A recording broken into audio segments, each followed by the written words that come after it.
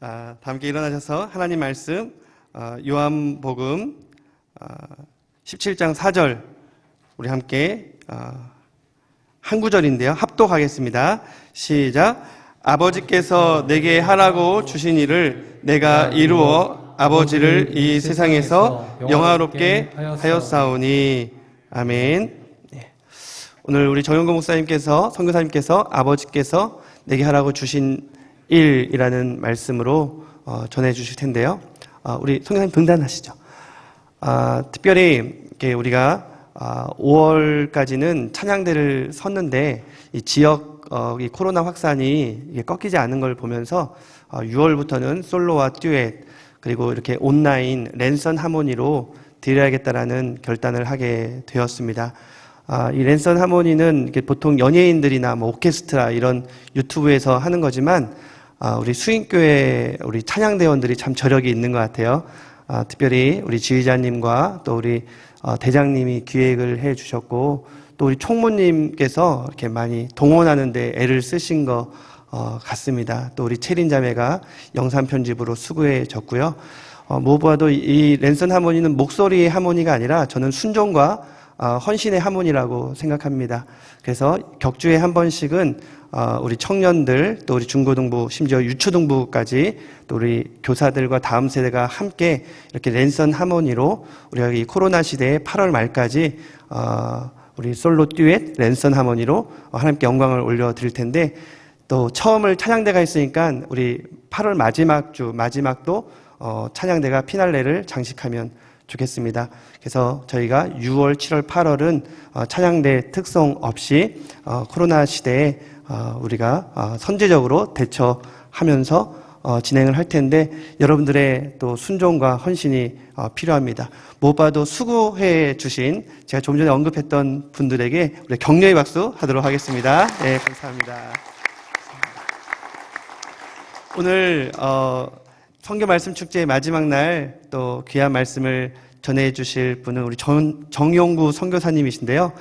인도 선교사님께서 원래 이제 이영미 선교사님이 애초 들어오질 못했고 또 한국에 계신 인도 선교사님을 올해 우리가 힌두권을 품고 또 단기 선교는 못 나갈 망정 힌두권 특별히 인도에 대한 말씀이라도 드려야겠다라고 이렇게 수소문을 했는데 한결같이 우리 정용구 선교사님을 다들 추천을 하시더라고요. 우리 선교사님은 추방을 당해서 개인적인 아픔이지만 그런 면에 있어서 저는 하나님께서 합력하여 선을 이루셔서 지금 이 자리에 서셨다고 믿습니다. 제가 선교사님 소개는 또 말씀 가운데 있기 때문에 미리 하지 않고요. 우리 선교사님 나오실 때 우리가 감사와 환영의 뜻으로 할렐루야로 화답하겠습니다. 할렐루야.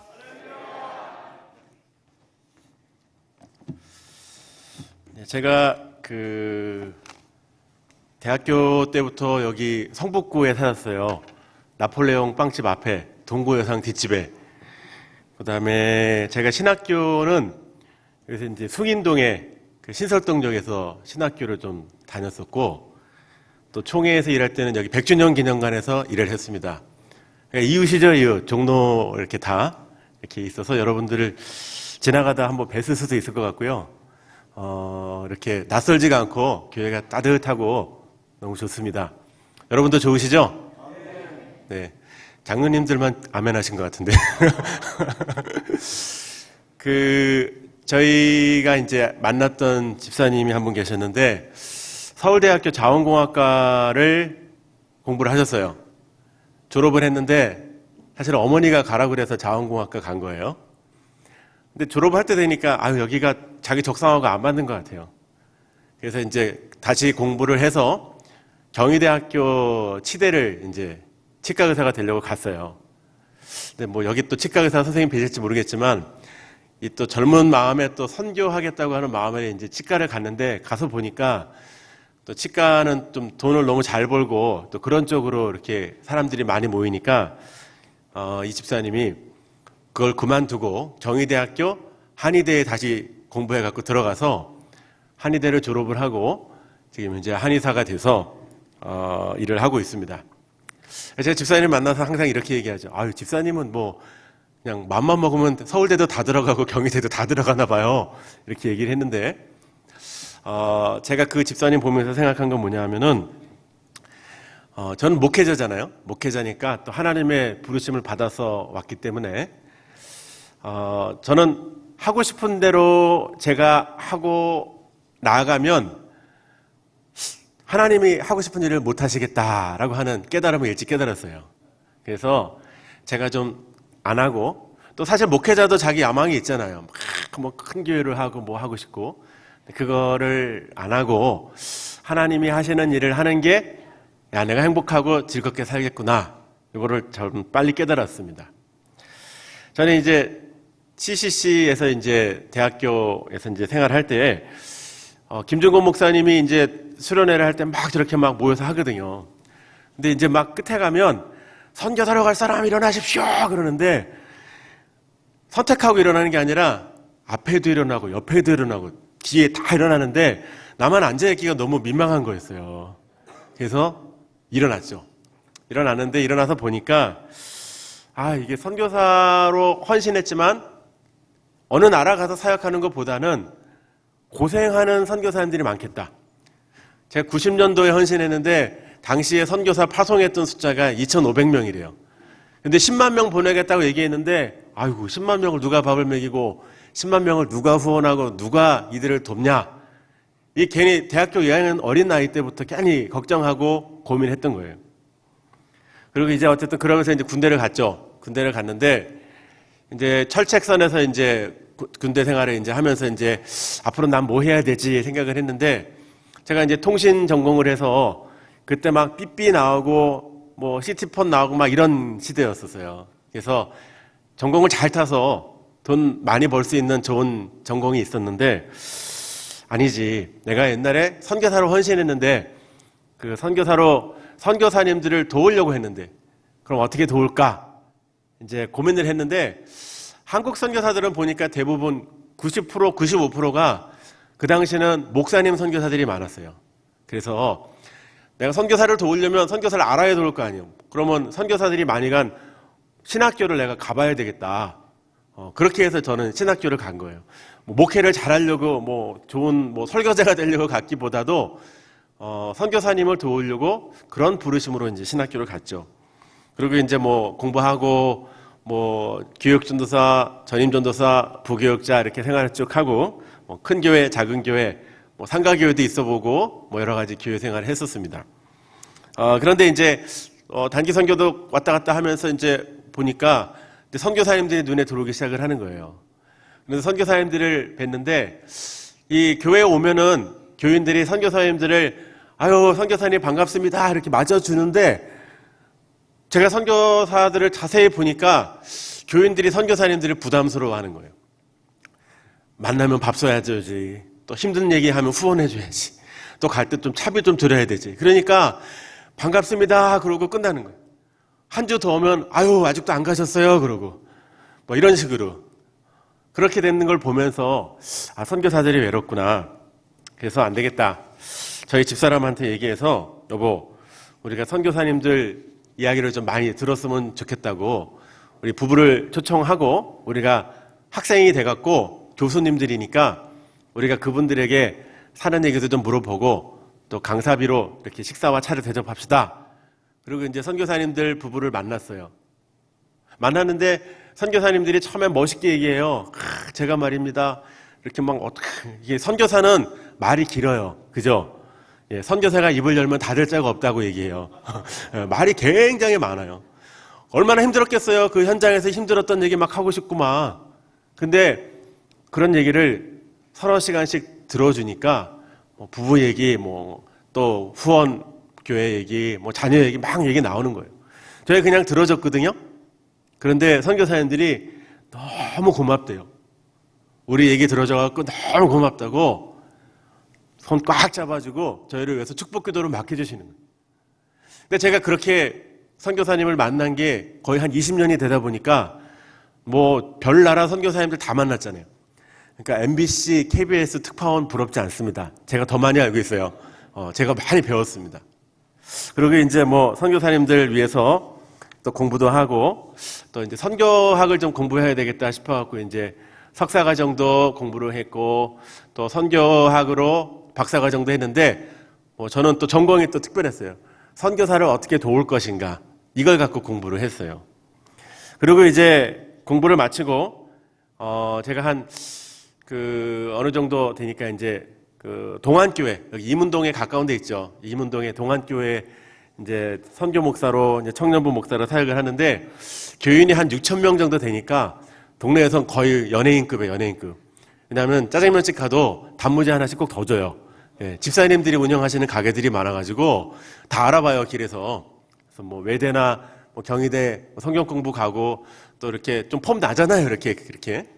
근데 제가 또 기도했죠. 여기가 제 목적지가 아니잖아요. 하나님.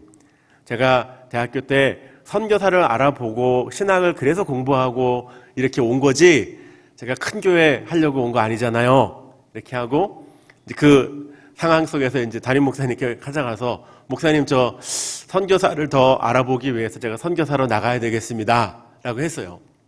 그러니까 뭐 목사님이 안 보내주시려고 처음에 굉장히 고민 많이 하시고 뭐 여러 가지 생각하다가 뭐 캄보디아를 갈까? 뭐 동티모르로 갈까? 아니면 미국으로 갈까? 막 이렇게 하다가 저를 결국 보내신 곳은 제가 전공을 선교사를 돕는 전공을 했기 때문에 해외로 가지 말고 본부에 들어와서 선교 본부에 와서 이제 선교사님을 섬겼으면 좋겠다 이렇게 얘기하시는 거예요.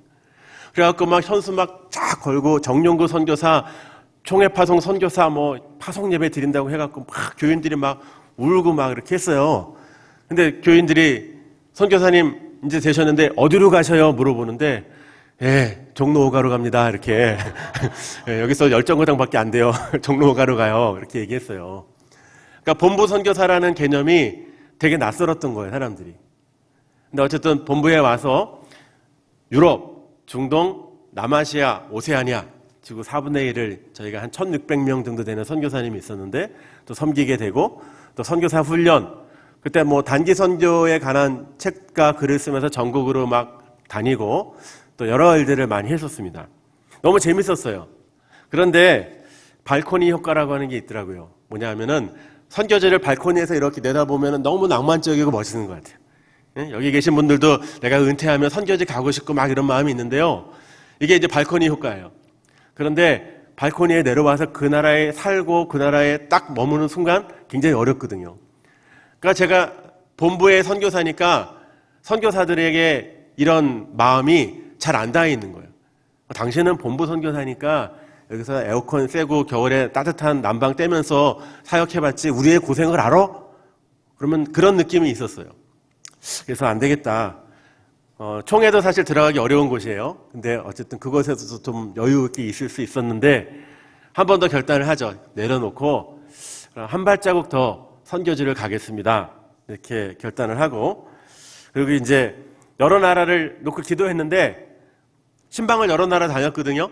제가 한 27개국에 한 89개 도시를 다녔는데 한 번도 안 간 인도를 이제 수도 델리로 이제 사역지를 정하고 가는 거예요. 알아보고 갈 걸 그랬어요. 가니까요. 3계절이 있더라고요. 더운 여름, 아주 더운 여름, 최고로 더운 여름. 예. 낮에는 댕기모기, 저녁에는 말라리아. 그 다음에 소고기는 힌두교 때문에 못 먹고 돼지고기는 모슬렘 때문에 못 먹고 생선을 먹으려면 4시간 정도 비행기를 타고 갔다 와야 되고 닭고기 먹는데 50도 넘으니까 후들후들하고 안 좋았었어요. 그리고 항상 테러나 또 여러 가지 민감한 사건 제일 사람을 힘들게 했던 거는 비자를 잘 안 줘요. 선교사의 비자를 굉장히 힘들게 하는 지역입니다. 이런 곳에서 이제 가장 효과적으로 선교사들을 잘 도울 수 있는 방법이 뭘까라고 고민했는 게 한인교회를 개척을 해서 성도들하고 함께 그 선교사들을 도우면 좋겠다. 선교적 한인교회를 꿈꾸면서 델리 한인 장로교회를 이제 개척을 하기 시작합니다. 지금도 여러분 네이버나 다음에 델리 한인 장로교회 쳐보면 우리 교회 계속 떠 있고 제가 지금 한국에서 혼자 예배를 드리면서 지키고 있습니다. 교회를 처음에 했는데 저희 교회는 처음부터 자립교회였어요. 누가 우리 교회에다 뭐 11조 보내겠다 그러는데 제가 11조 보내지 말라고 그랬어요. 우리 교회는 자립교회이기 때문에 11조는 여러분 교회에다 하시고 여기는 우리 성도들부터 있는 거 갖고 하겠다. 성도들이 뭐 많지도 않았어요. 달랑 4명. 저희 아내하고 저희 아들 2. 이렇게 시작한 교회예요. 처음부터 저희는 자립교회였어요. 예산 생기면 제 후원금의 11조로 교회세 내고 그 다음에 성도들이 헌금한 걸로 밥값하고 그 다음에 남은 걸로 우리가 할 수 있는 선교는 선교사 자녀를 돕는 일을 먼저 시작하겠다. 이제 딱 간단했어요. 예산 복잡하지도 않았어요. 3개만 딱 짰어요. 근데 왜 선교사 자녀부터 사역을 했냐면 인도 선교사 자녀들이 너무 힘든 거예요. 아이들이 엄마 아빠는 다 막 10시간, 20시간 차 타고 가니까 주일날 없어요. 애들끼리 인도교회 가야 되는데 차를 타든지 뭘 타고 가야 되는데 험하잖아요.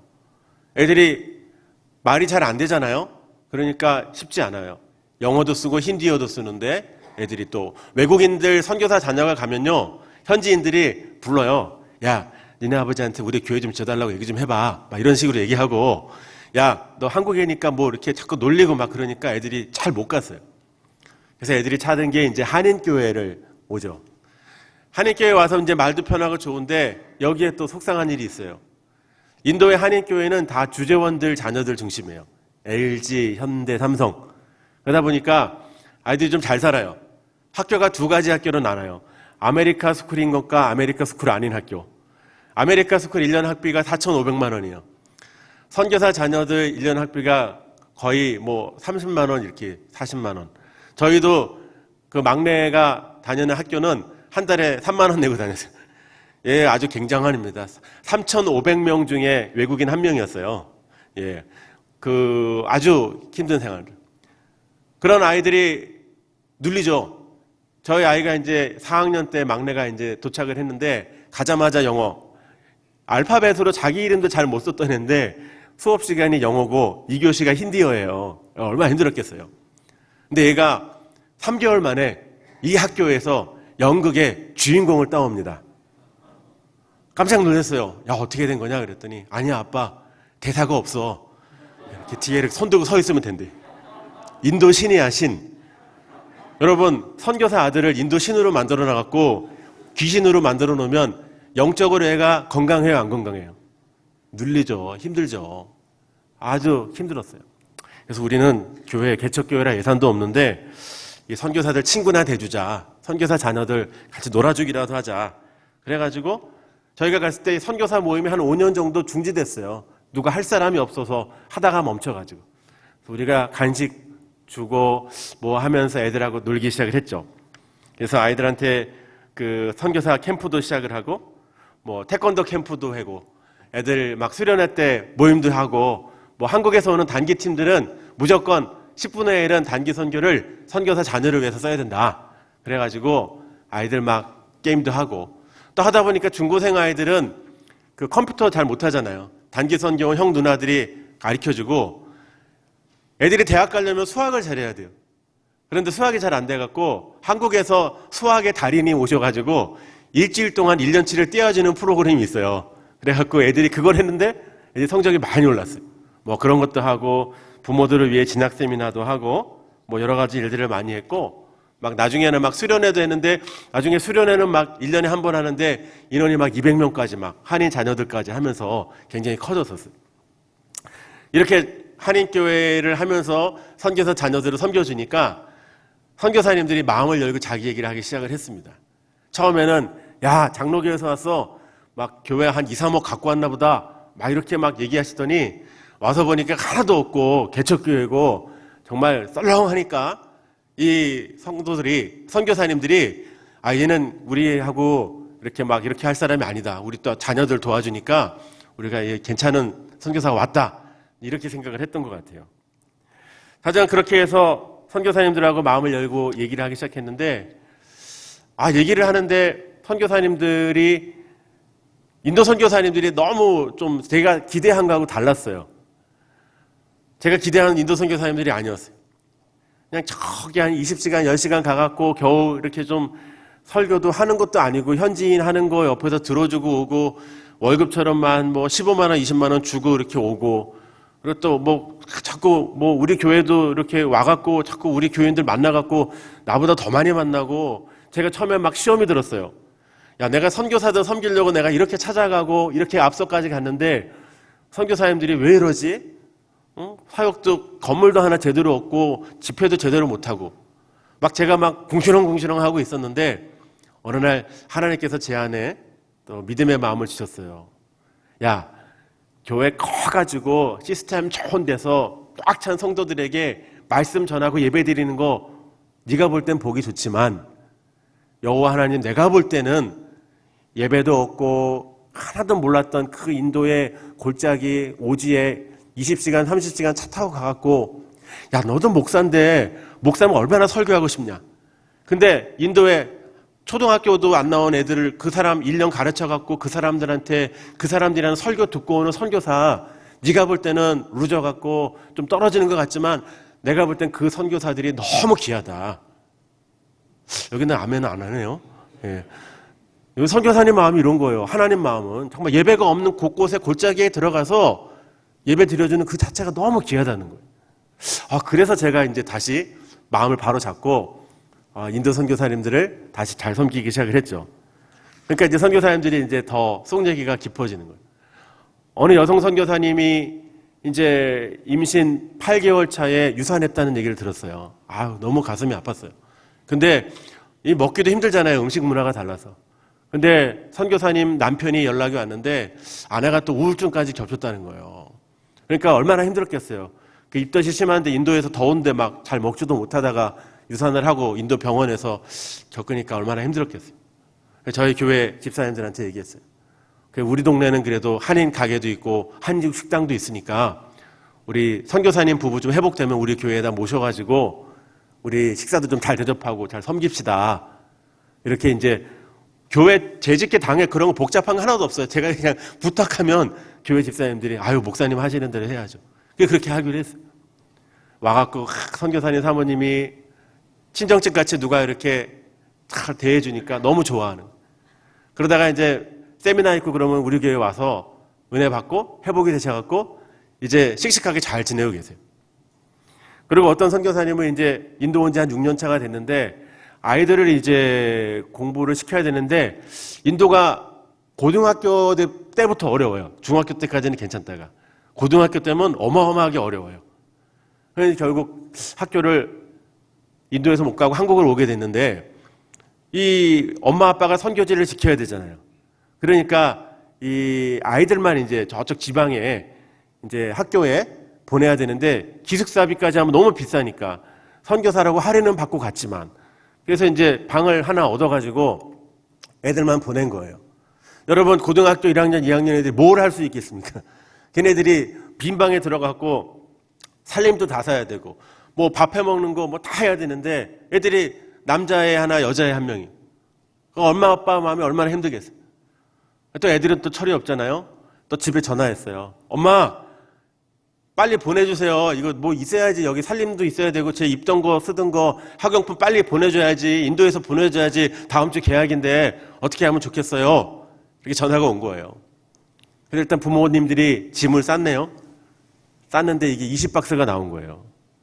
근데 보내려고 물어보니까 항공으로 보내려면 이게 500만 원, 400만 원이 넘는 거예요. 그 정도 돼요. 그리고 배로 보내려니까 4개월 있다 도착한대. 애들한테 얼마나 미안하겠어요. 근데 선교사님들이 저희한테 와갖고 우리는 뭐 기대할 게 없잖아요. 뭐 개척교회 조그만 교회인데. 그러니까 얘기를 하는 거예요. 그런데 너무 가슴이 아파갖고 저도 이제 와서 기도했죠. 하나님 어떻게 도울까요? 여러분 한번 저 따라해 보시겠어요? 사랑하면 일이 보인다. 예, 사랑하면 일이 보이더라고요.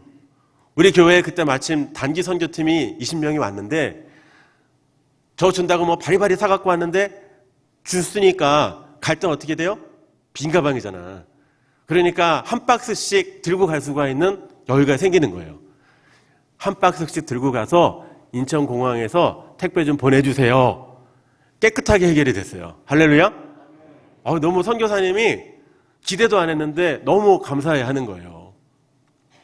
자, 이런 일들이 막 있는 거예요.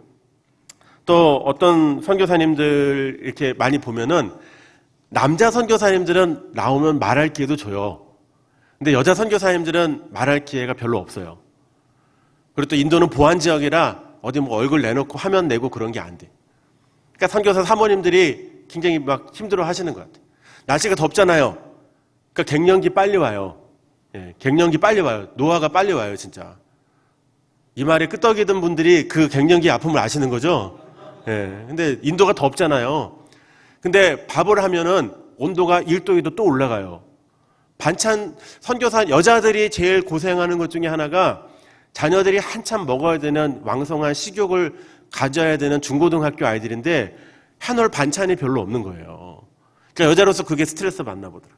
또 여러 가지 속상한 거예요. 왜냐하면 사모님들도 재능이 되게 많은데 남편도 20, 30시간 따라가갖고 겨우 뒤에서 바라보고 뭐 살짝 주고 오는데 사모님들이 가서 뭘 할 수가 있겠어요. 옆에 그냥 동행하는 것밖에 안 되는 거예요. 그러니까 자기 재능도 하나도 못 쓰고.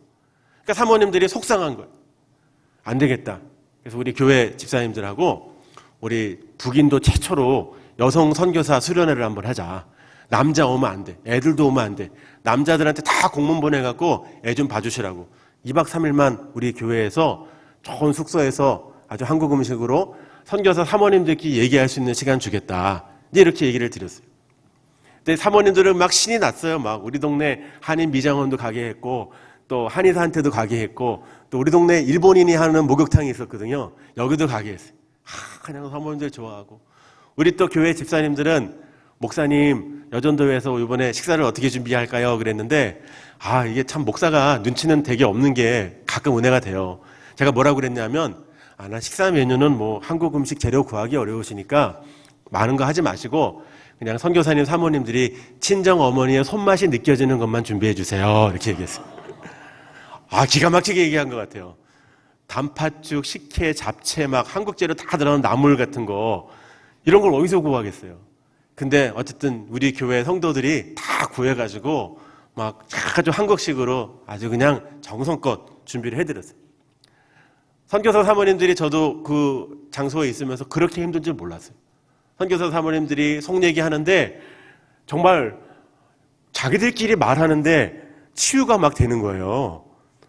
막 은혜가 되고 서로 위로해주고 막 선교사님 사모님 2명이 남편이 언제 죽을지 모르는 거예요. 아침에 일어나면은 여기다 손에다 이렇게 코에다 손을 댄대요. 우리 남편 살았나 죽었나 무슨 병이 있어가지고 그런 사모님들도 있었고 어떤 사모님은 막 별거 아닌데 그 단기 선교팀한테 단팥빵 사오라고 그랬대. 사달라고 그런 것도 아니고 선교사님 사모님 뭐 먹고 싶은 거 있냐고 물어봐갖고 얘기했대.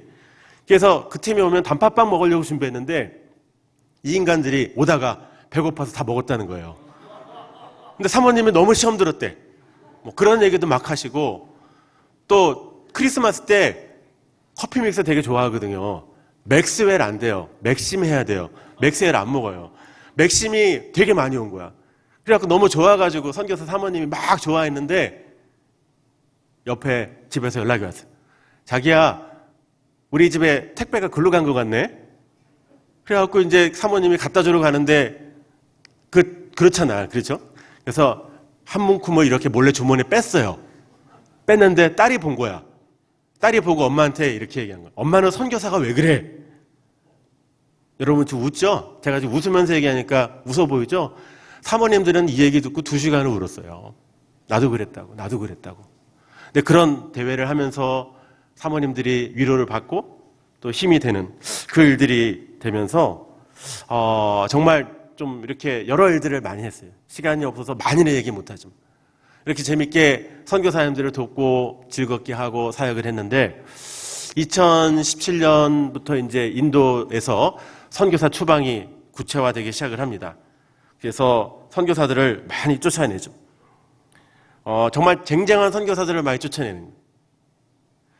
600가정 정도가 있었는데 1, 2년 전에 200가정이 나왔고 지금도 코로나 때문에 200가정 정도 나왔다고 그래요. 지금 뭐 남아있는 가정이 200가정도 안 된다고 하는 13억 8천 대인구의 선교사들이 너무 많이 없습니다. 지금 있는 분도 앞으로 어떻게 될지 몰라요. 나무 못 들어가요. 그런 어려움에 놓여 있습니다.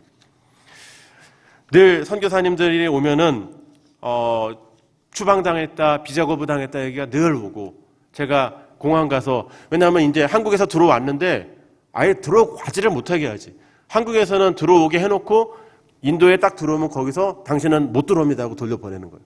근데 또 애들은 비자를 받아서 애들은 들어가요. 애들이 혼자 있고 생이별을 하는 거야. 그럼 전화로 제가 받고 나가죠. 아유, 힘드셔서 어떡해요. 우리 애 좀 봐주세요, 목사님. 우리 애가 지금 공항에 혼자 있는데 애 좀 어떻게 좀 데려다 주세요. 또 가서 데리고 오고. 또 그 아이 또 이제 결국 학교 그만둬야 되고, 또 엄마 아빠 쓰던 거 사역 짐 정리해야 되고. 5년, 10년을 못 들어가거든요. 그러면 애들이 카카오톡 그 얼굴 화상통화로 엄마 이거 팔아도 돼? 아빠 이거 아빠 거 버려도 돼? 이런 걸 보는데 가슴이 너무 아파요. 그리고 밤에 공항에서 애들이 쓸쓸하게 아무도 배웅 안 해주고 떠나는데 그거 이제 배웅하고 오면 마음이 그렇게 아픈 거예요. 여러분 어렵게 가서 적응했는데 그거를 또 엄마 아빠 때문에 또 다시 나와야 되니까 애들이 2중 3중으로 아픈 거예요. 그러는 가운데 이제 저희도 이제 어려움이 오죠. 저희도 2018년에 비자 거부가 됩니다. 17년에 비자 거부가 돼서 저희도 이제 와야 되는데, 저희는 진짜 교회를 개척했잖아요. 여러분 개척한 목사의 마음을 여러분 아시나요?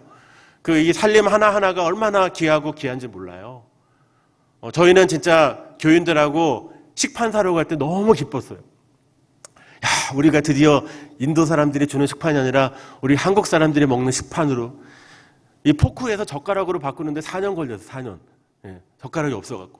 교회 막 압력밥솥 35인분 그거 막 3개 갖다 놓을 때는 세상을 다 가진 것 같았어요. 그거 다 두고 와야 되는 거예요. 정리하고, 진짜 교인들도 그냥 두고 와야 되고.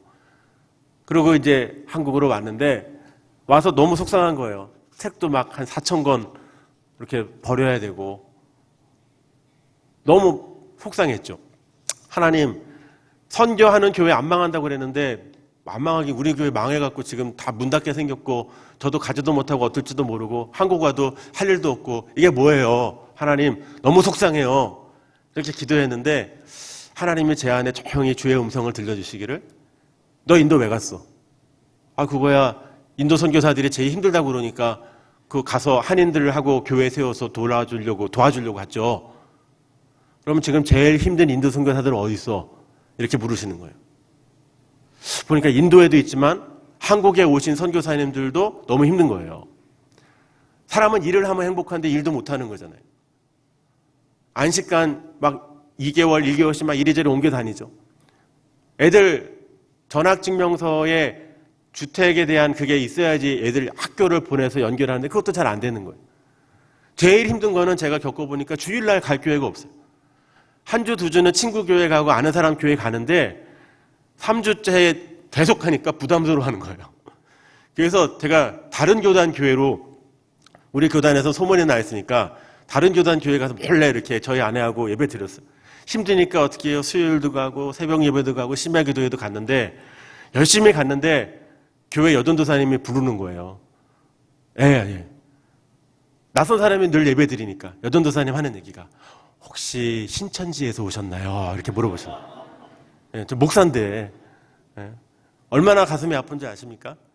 그런 일들을 겪었어요. 그러고 나서 이제 이들을 돕는 게 하나님의 뜻이다. 한인교회 하나도 비자 거부돼서 한국에 와서 돕는다 생각해라. 이 말씀을 주셔가지고, 말씀의 힘을 얻어가지고 우리 인도 선교사님들, 추방당하신 선교사님들 모임을 만들어서 예배를 드려서 기도도 하고, 또 작년에는 그 추방 비자 거부당한 선교사 자녀들도 많이 힘들어요. 애들이 초등학생 아이들한테 니네 집 그려봐 그랬더니 미술치료사가 와서 그 집을 그리는데 애들이 빈집을 그리는 거예요.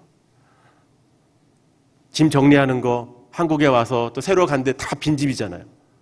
아이들이 그대로 빈집 그리는데 그거를 뒤에서 가슴 아파서 보는 엄마 선교사의 눈물을 보니까 아유 너무 속상하더라고요. 그래서 아이들을 즐겁게 해주고 막 놀고, 또 인도에서 논 것처럼 한국에서도 놀고, 야 내가 니네 삼촌이야. 니네 삼촌인데 니네 엄마 아빠 잘못한 거 아니야. 더 큰 일 하시려고 하나님이 보내신 건데 너네 걱정하지 마. 이렇게 하고 같이 수련회하고. 그리고 이제 올해는 그 인도 선교사님들하고 인도 선교 방송국을 하나 만들려고 준비하고 있어요. 언어들을 잘 하시는데 인도를 못 들어가니까 여기서 이제 인도를 위해서 방송을 쏘는 일들을 준비를 하고 있습니다. 그리고 이제 그 인도에 많은 청년들을 보내는 이야기 준비하고 있어요. 인도에 진짜 청년들이 갈 기회가 많아요. 그 지금 인도에 한인 기업이 한 700개가 들어와 있는데 지금 법인장, 부장, 그다음에 그 인도의 대학을 나와서 이 친구들이 그 회사에 들어가야 되는데 인도 대학을 나온 친구들이 많지 않아요. 너무 힘들어가지고. 그러다 보니까 그 한 장을 더 넘겨주세요. 예. 그러면은 인도의 이 친구들이 사람을 구하지 못하니까 한국에 전화하는 거예요. 그래서 야, 연봉이 얼마인데 인도의 회사와 한국에선 대기업 들어가기 어려운데 여긴 대기업 들어갈 자리가 있어. 한국에서 청년들이 와요. 근데 중요한 거는 인도가 너무 힘들고 어려우니까 적응을 못하고 3, 4개월 만에 그만둬요. 그러니까 주재원 그 집사님들이 절 찾아와요. 목사님, 교회 청년들 착하죠? 착하죠. 목사님, 여기서 잘 버틸 만한 친구들 좀 소개해 주세요. 막 이렇게 전화가 오는 거예요. 그래서 막 알아보니까 진짜 한국의 청년들이 인도로 와서 많이 회사 일도 하고 교회 일도 하고 사역도 하면 너무 좋겠다는 거예요. 저기 집사님 한 분은 그 인도에 단기 선교를 갔는데 한국에서 좀 공부하는 거나 이런 게 좀 별로 이렇게 전망이 별로 없었어요. 그래서 간 김에 인도에서 대학을 다녀야 되겠다. 인도 대학금 굉장히 저렴합니다. 학사 50만 원, 석사 50만 원, 박사 50만 원. 한 학기에 굉장히 저렴해요. 델리 대학교 같은 경우에는 서울대 들어가는 것보다 더 어려운데 우리는 외국인 티오로 들어가요. 그러니까 기회가 있으니까 공부를 한 거예요. 열심히 공부해서 졸업장을 받고 이제 삼성에 취업이 됐어요. 일을 또 잘하니까 우리 이제 동네로 왔어요. 본사가 있는. 그 저기 보이는 그 집이 집사님 집. 보통 인도 집은 80평, 100평이에요. 우리 사람들 사는 곳이. 주재원들이나 이런 사람들이. 그리고 저희 교회에서 찬양 인도도 하시고 재정부 부장도 하시고 청소년부 교사도 하고 부인은 아동부 교사도 하고 또 평소에는 또 인도 어린이 학교 가서 교육도 하고 이렇게 하면서 부부가 아주 잘 살아요. 애들 둘이 있고. 이게 청년들한테 좋은 모델이 된 거예요. 인도에 와서 조금 고생하면 이 일이 된다. 좀 고생은 해야 돼요. 고생은 해야 돼요. 제가 학교 다닐 때 여기 혹시 그런 분 계실지 모르겠지만 건국대학교 부동산학과가 생겼어요. 그래서 야, 건국대학교 부동산학과를 다니는 애들을 보고 제가 20, 30년 전에 욕을 했어요. 너는 진짜 뭐 하려고 벌써 네가 젊은 청년이 부동산을 그렇게 하려고 그러냐. 그랬는데 제가 지금은 후회를 하죠. 그분들이 지금 대한민국의 모든 부동산을 다 좌지우지하고 있는 거예요.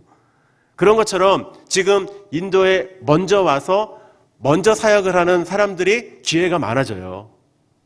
우리 한 친구도 그 연대 그 4학년을 이제 남겨놓고 잠깐 왔어요. 왔는데 이제 1년 또 남은 거예요. 그래서 저희가 교회 선교사님 옆에 이제 빵집에 취업을 시켜줬어요. 그냥 취업도 아니다 가서 봉사하라고 3개월 정도만. 근데 여기서 3개월 잘 봉사를 했는데 그 대기업에서 LS전선이라는 대기업에서 인턴을 뽑는데 이 친구를 뽑았어요. 근데 법인장이 하는 얘기가 뭐냐면 목사님 이 친구가 연대 나와서 뽑은 것도 아니고 토플 뭐 만점 받아서 뽑은 것도 아니고 인도에 먼저 와서 적응했기 때문에 가능성이 있어서 뽑았습니다. 그런 거예요. 그리고 그 친구는 졸업하고 인도 현대로 와서 이제 일을 하고 지금 이제 결혼해서 얼마 전에 아기를 낳았어요. 그러니까 청년들에게는 힘들지만 기회가 있는 거죠. 더 깊은 얘기는 3부 예배 때 하겠습니다. 그래서 우리 손녀나 우리 아들을 보내고 싶다, 딸을 보내고 싶다. 3부 예배 때 저쪽에 앉아 계세요. 제가 학부모를 위한 특별 인도 동원 얘기를 해드리겠습니다. 저희가 이렇게 지금까지 인도에 대해서 얘기를 많이 했고, 특별히 많은 사람들이 인도를 뭐 카레나 먹고, 뭐 간지 있고, 뭐 타지마할 있고, 뭐 소 이렇게 이거밖에 얘기를 안 하는 거예요. 그런데 인도는 다릅니다. 1978년에 핵이 개발됐어요. 빠르죠.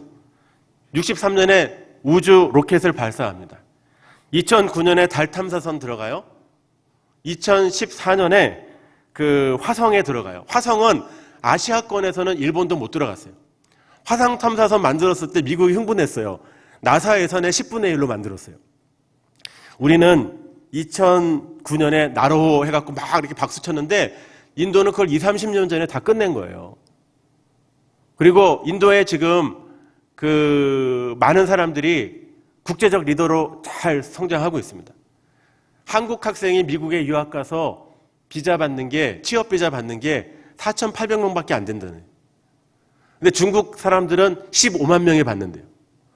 인도 학생들은 28만 명이 받는데요. 와, 왜 그럴까? 조사해 봤더니 미국의 1위, 구글, 펩시, 어도비, HSBC, 샌디스크, 시티뱅크 이런데 모든 리더십들이 다 인도 사람이에요.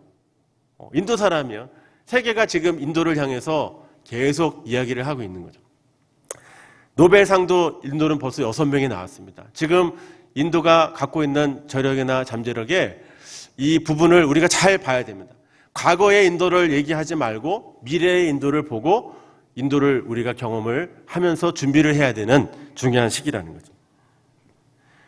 제가 여태까지 이렇게 길게 얘기한 이유가 있습니다. 그건 뭐냐면 우리가 읽었던 요한복음 17장 4절의 말씀을 하려고 제가 이때까지 얘기한 거예요. 아버지께서 내게 하라고 명하신 일을 내가 하는 것, 이것을 우리 주님이 가르쳐 주셨죠. 예수님도 짧은 생애 동안에 하고 싶은 일이 얼마나 많았겠습니까? 폼나시고 멋있는 거, 사람들한테 인기 끌면서 야, 역시 하나님의 아들다워, 이런 얘기 얼마나 많이 듣고 싶으셨겠어요. 근데 예수님께서 십자가를 져야 될 그 자리에 들어갈 때 이거를 통해 인류의 죄를 구속하고 하나님을 만날 수 있는 길을 열어준다는 그 일 때문에 내 욕망과 내 야망을 내려놓으시고 묵묵히 십자가를 지러 들어가셨잖아요. 저는 이게 하나님의 선교라고 생각을 하고 있습니다. 우리가 하고 싶은 거 많죠. 좋아하는 거 많잖아요. 그런데 그거 내려놓고 아버지께서 내게 하라고 명하신 일을 하는 것이 하나님의 선교다라고 얘기하는 거죠. 저는 하나님께서 선교사들을 섬기는 거, 선교사들하고 함께 있는 거를 저한테 명하신 것 같아요. 앞으로 어떻게 될지 모르겠지만 지금까지는. 그래서 선교사님들하고 밥 먹고 얘기하고, 여기 동묘도 많이 와요. 선교사들 한국에 오면 입을 옷들이 없잖아요. 제가 여기 광장시장, 동묘 여기 와서 많이 돌아다녔어요. 선교사님들하고. 그게 좋아요.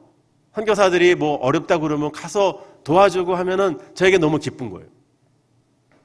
저희가 인도에서 가장 보람이 있었던 일 중에 하나는 저희가 이제 인도의 어린이 학교, 한 140명 정도 되는 어린이 학교에 이제 학교를 섬기고 협력하는 거예요.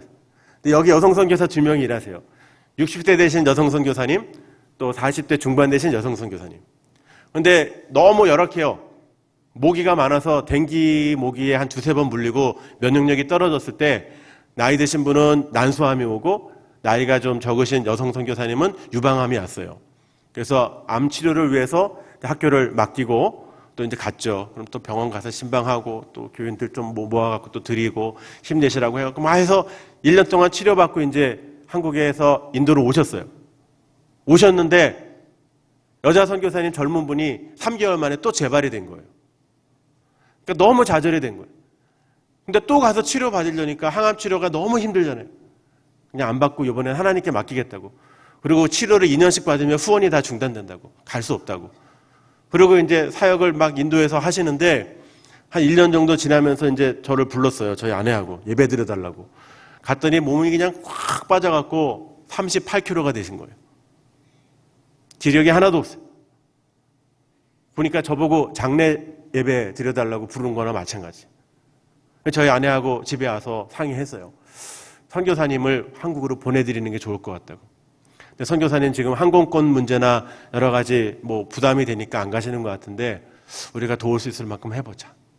우리 뭐 교회 작지만 제가 이제 성도들 불렀어요. 성도들 다 모아놓고 예배 때 여러분 담임 목사는 제일 싸구려 비행기로 경유해갖고 2-3번 거쳐서 한국에 오는데 우리 선교사님은 병이 심해서 직항으로 와야 됩니다.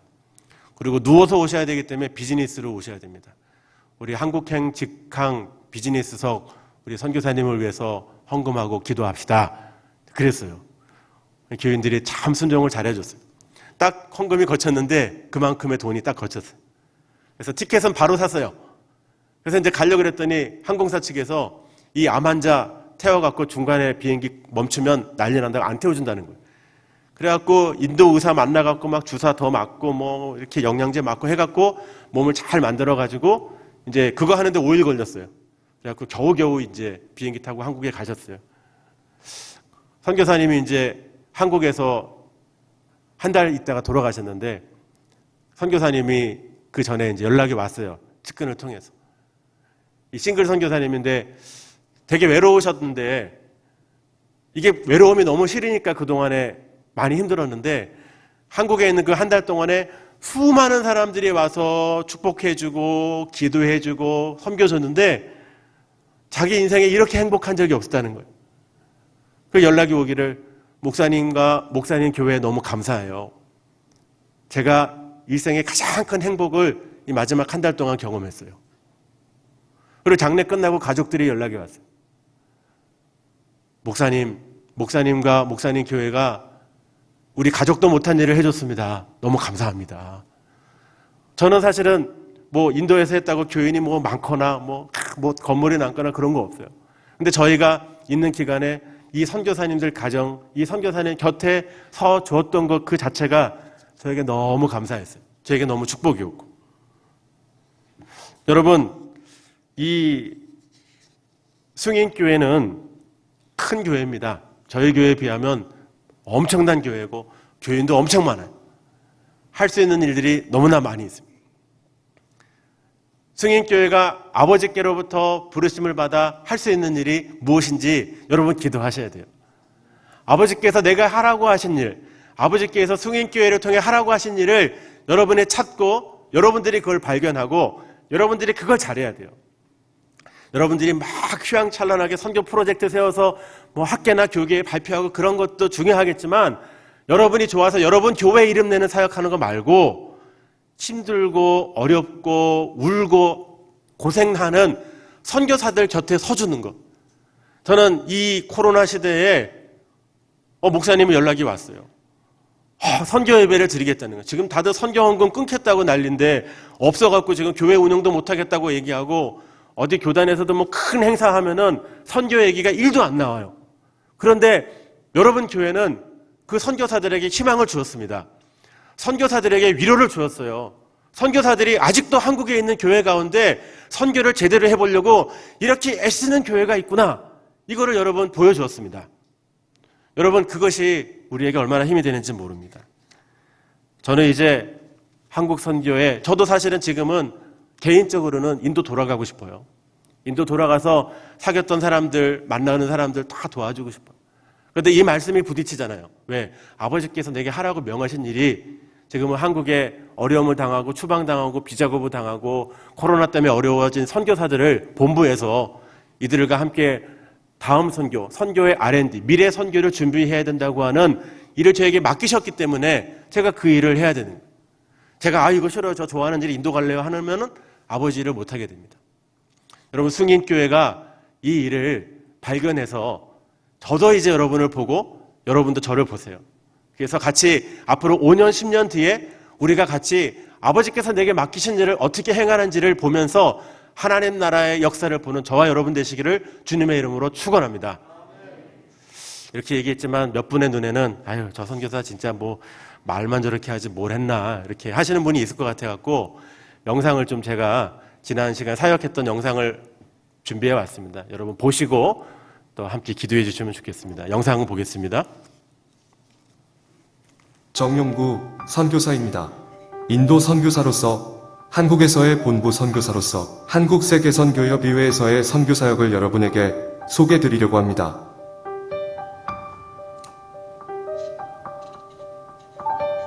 인도에서 선교적 한인교회를 통해 선교 동력을 만들고 이를 통해 선교사님들과 선교사역을 동역했습니다.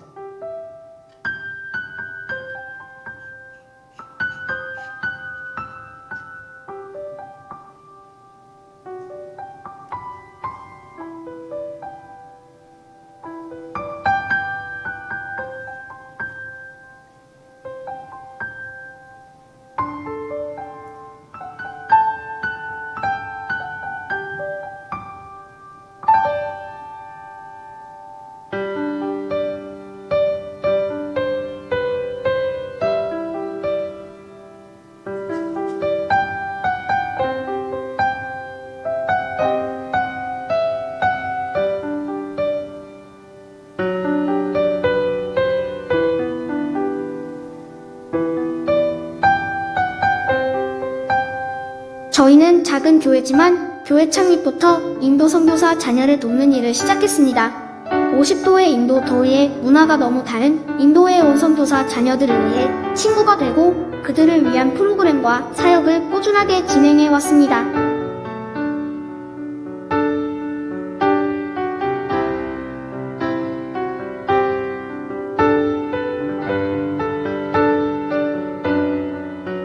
저희는 한국에서 온 단기 선교팀과 많은 인도 사역을 진행했었는데 140명 정도의 인도 어린이들이 공부하고 있는 학교 사역을 오랫동안 협력했습니다.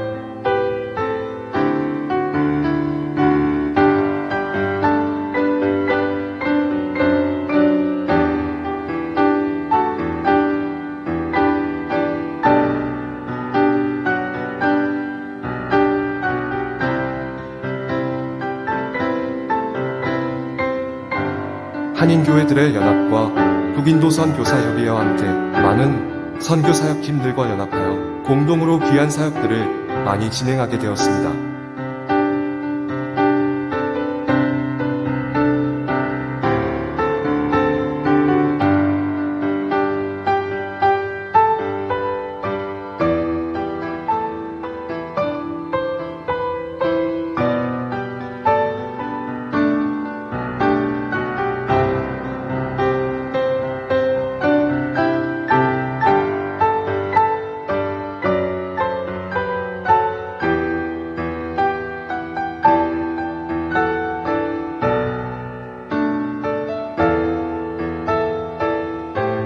인도의 중요성으로 인해 많은 지도자들이 인도를 방문했었고 함께 인도 사역들을 담당했었고 이를 통해 많은 인도 교회 지도자들을 만날 수 있었습니다.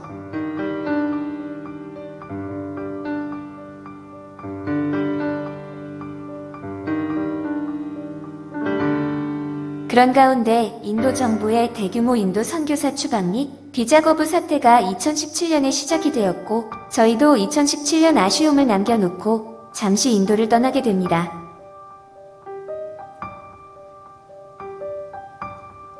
한국에서 본부 선교사로 사역하며 다양한 선교 동원 사역을 하게 됩니다.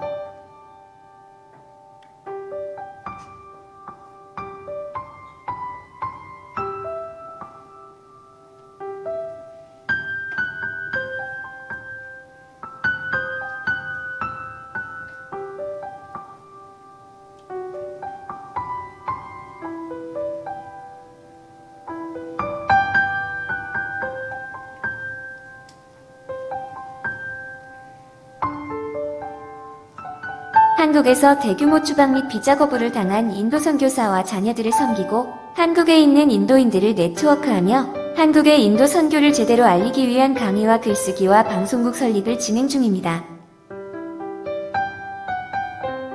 2020년 4월 한국세계선교협의회 협동총무로 미한국 선교개발센터장으로 부임하여 코로나19 이후의 미래 선교를 준비하고 있습니다.